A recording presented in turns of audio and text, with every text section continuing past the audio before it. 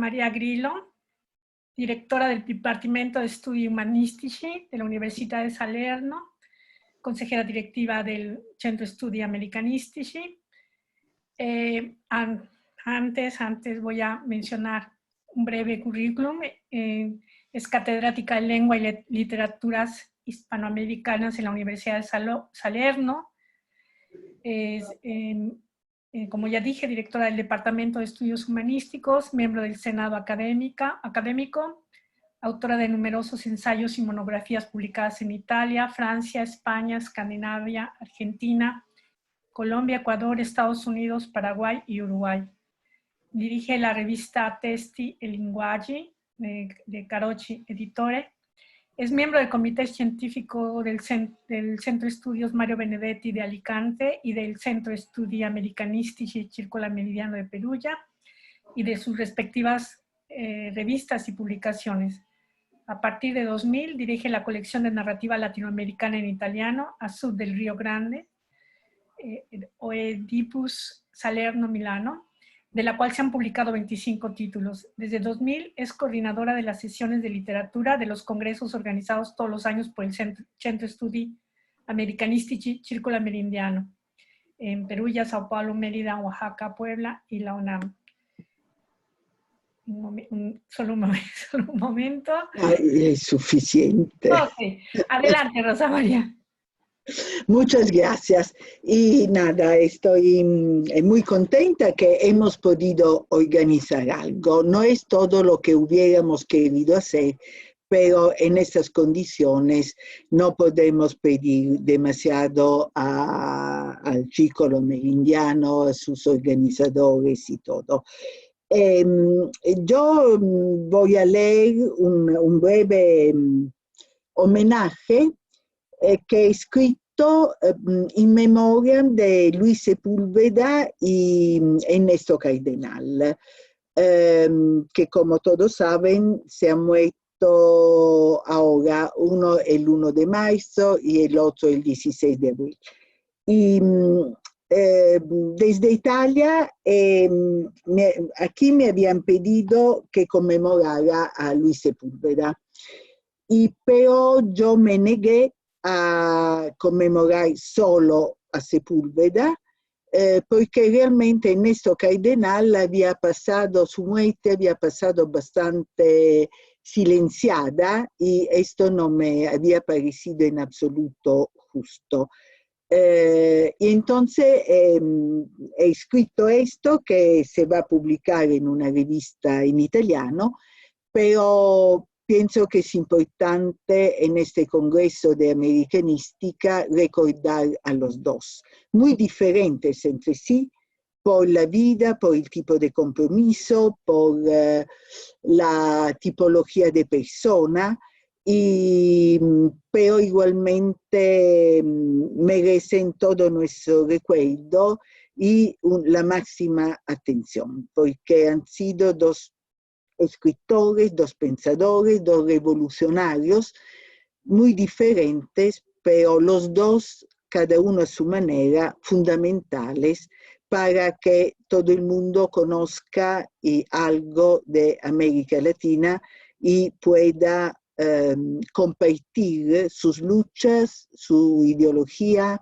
sus esperanzas. Y de alguna forma se han visto involucrados en este momento tan terrible que estamos pasando ahora, ¿no? Uno a principio aquí en Europa de la pandemia y el otro en el momento más fuerte, más cruel, que ha sido exactamente en la mitad de abril. Bueno, pero voy a leer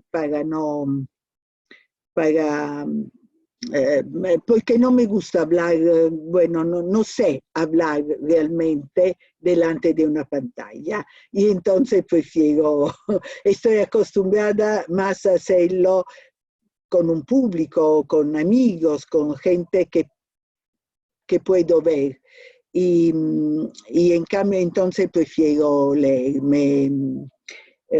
Disculpen por esa lectura.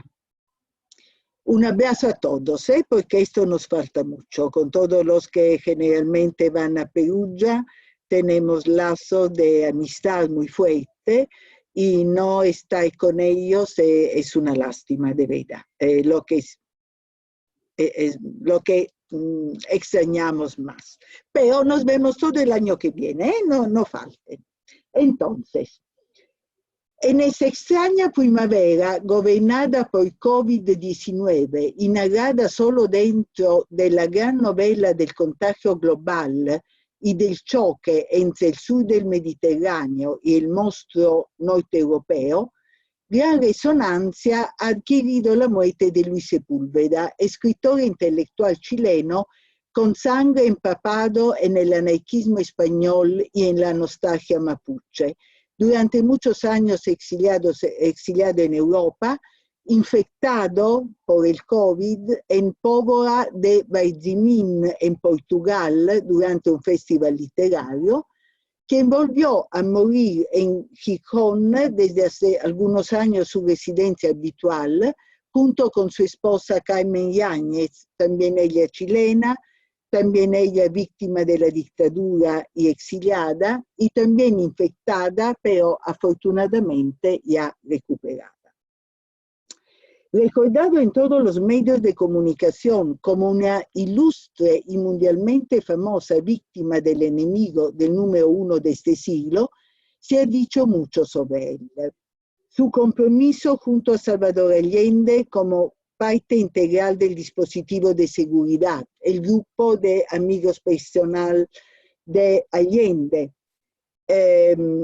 sus 3 años de prisión, luego liberado gracias a la intervención de Amnistía Internacional, de sus huidas y misiones imposibles, la presencia en Nicaragua en la Brigada Internacional Simón Bolívar, que entró victoriosa en Managua con el ejército sandinista, la expedición de la UNESCO a los indios Shuar de Ecuador, la adhesión a Greenpeace, con quien durante 5 años viajó en el hemisferio sur, su vida amorosa marcada por 2 matrimonios con la misma mujer.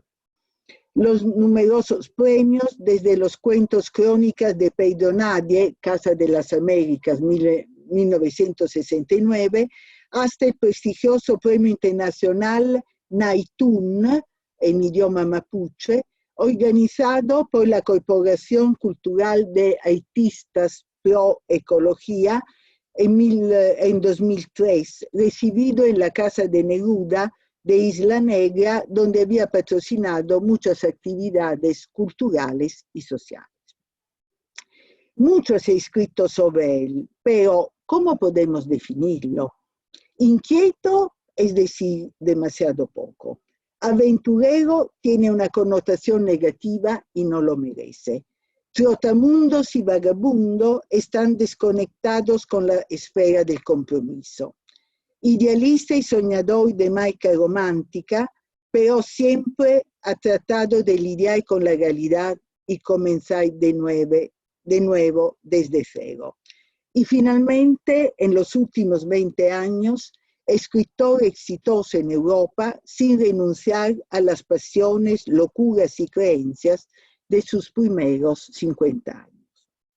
Muy amado en Europa, menos en América Latina, donde es difícil perdonar a aquellos que en el exilio han tenido éxito y riqueza. Representó la tercera vía para el intelectual militante latinoamericano.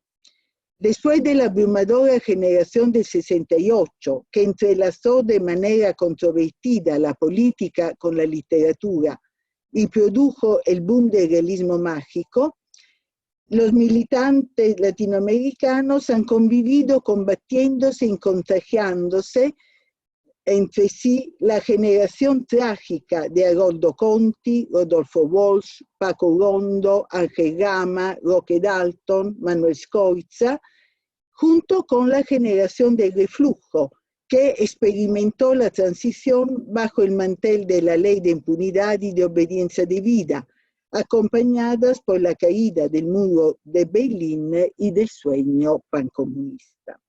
Finalmente, su tercera vía, la propuesta de un nuevo imaginario basado en el respeto por la naturaleza, la nueva frontera del mundo contemporáneo, en la ligereza del cuento de hadas como arma educativa dirigida no solo a niños y adolescentes, en la aventura y el viaje en búsqueda de nuevas mitologías que iban más allá del mito de la revolución socialista y buscaban nuevas formas de contraste al capitalismo salvaje ya sin frenos en todo el occidente.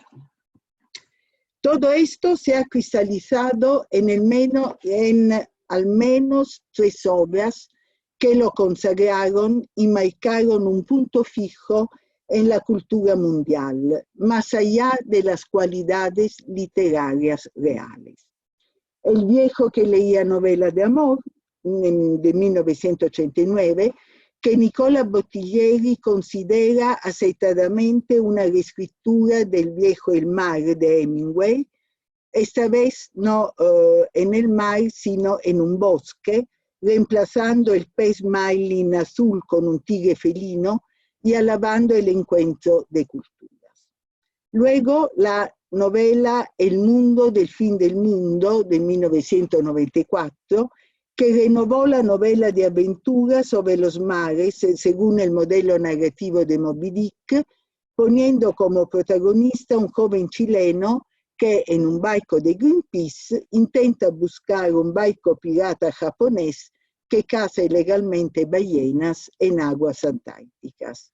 Y finalmente, Historia de una gaviota y del gato que le enseñó a volar, de 1996, que pronto se convirtió en un bestseller que habla de solidaridad y diversidad. Su producción siempre se ha caracterizado como un compromiso enmascarado detrás de otros registros, como en la literatura de viajes, una forma de escritura ligera y aparentemente no comprometida, que en sus manos diversifica la forma y denuncia las atrocidades cometidas por el capitalismo en tierras mágicas del fin del mundo. Podemos recordar Patagonia Express, Moleskine, Apuntes y Reflexiones e Últimas Noticias del Sur. No es de extrañar, a la luz de lo que he dicho, que sus lecturas más formativas fueron, por un lado, los grandes creadores de aventuras, desde Salgari hasta Verne, para llegar a Faulkner y Hemingway, combinados con los testimonios de los grandes del mundo latinoamericano del Novecento, desde Cortázar y García Márquez hasta Álvaro Mutis. Nada nuevo, excepto su extraordinaria habilidad para fusionar registros y temas y para hacer que todos sus escritos sean sepulvedianos, reconocibles y fascinantes. Muerto por COVID-19, todavía en el vigor de una madurez que no conocía declive, Sepúlveda será recordado para siempre y lamentado como una de las víctimas ilustres de esta plaga sin fronteras. Pero justo al comienzo de esta pandemia, cuando ya estábamos aturdidos por este cataclismo, pero aún nos engañábamos a nosotros mismos, pensando de que podía pasar solo gozándonos, sin herir al saciado y satisfecho occidente en el corazón, nuestra amada América Latina fue herida por otro luto. En el lejano Nicaragua, el 1 de marzo, murió Ernesto Cardenal. Había nacido en 1925, vivió en el exilio en México después de la fallida revolución de 1954, fue monje trapense, poeta y teólogo, una vida dedicada a predicar e implementar la palabra de Dios de la Iglesia de los Orígenes, fundador en 1966 de la comunidad religiosa de Solentiname, que dirigió durante más de 10 años. Una prueba concreta de que la teología de la liberación era aplicable en la tierra. destruida luego por la intervención violenta de la represión que desde el norte llegó al paraíso de Solentiname. Julio Cortázar, en Apocalipsis en Solentiname, un cuento inigualable entre el realismo cronaquístico y la narrativa fantástica, se cuestionó sobre esta utopía en tierra, en cuyo trasfondo, en la imaginación del escritor argentino, las nacientes dictaduras latinoamericanas se agitaban, anunciando tiempos difíciles para esa criatura del sacerdote visionario. Para mi generación fue un sueño y un modelo de vida comunitaria, ahora quizá olvidado, pero vale la pena recordar las palabras del propio cardenal en una carta abierta después de la destrucción de la comunidad. Llegué con otros 2 compañeros hace 12 años a Solentiname para fundar allí una pequeña comunidad contemplativa. Contemplación quiere decir unión con Dios. Pronto nos dimos cuenta que esa unión con Dios nos llevaba en primer lugar a la unión con los campesinos, muy pobres y abandonados, que vivían dispersos en las riberas del archipiélago. La contemplación también nos llevó después a un compromiso político. La contemplación nos llevó a la revolución, y así tenía que ser, si no hubiera sido falsa. Mi antiguo maestro de novicios, Thomas Merton, en Getsemani, una abadía trapense en Kentucky, inspirador y director espiritual de esa fundación, me había dicho que en América Latina el contemplativo no podía estar ajeno a las luchas políticas. Fin de la cita. En nombre de esta utopía, continuó luchando dentro de la Revolución Sandinista de 1979, como ministro de Cultura hasta 1987 del gobierno de Daniel Ortega. Promovió y coordinó una gran campaña de alfabetización que le valió el reconocimiento mundial de la UNESCO y la creación de talleres de poesía en todo el país, partiendo del principio de que hay que despertar la poesía que hay en cada uno de nosotros. En 1983, Papa Juan Pablo II le prohibió administrar los sacramentos porque estaba dentro de la revolución sandinista y de un gobierno comunista. Y él, sin polémicas ni recriminaciones, permaneció en su lugar y continuó trabajando con caridad y amor. En 1994 abandonó el Frente Sandinista de Liberación Nacional debido a desacuerdos con la desviación autoritaria de Daniel Ortega, quien ahora, otra vez al poder, por su muerte ha decretado el duelo nacional durante 3 días. En 2019, pero, finalmente fue rehabilitado por Papa Francisco, nuestro amado Papa Francisco, también en este caso sin fanfarria, sin pedir compensación ni justicia. Lo aprendimos en el País de Madrid el 17 de febrero de 2019. Leo el artículo que apareció en el País. Ernesto Cardenal, el sacerdote nicaragüense que el 4 de marzo de 1983 fue humillado públicamente por Juan Pablo II en el aeropuerto de Managua en castigo por formar parte del gobierno de Daniel Ortega, ha sido rehabilitado por el Papa Francisco. En una carta que ha estado a punto de llegar demasiado tarde, el sacerdote y poeta tiene ya 94 años y se encuentra hospitalizado a causa de una grave infección renal, Jorge Mario Bergoglio le informa del levantamiento de la suspensión a divinis que Karol Wojtyła le impuso en 1984. Sigue siempre el artículo del País. Durante más de 3 décadas, El Vaticano pretendió que el cardenal eligiera entre su fe en Dios y sus ideales revolucionarios.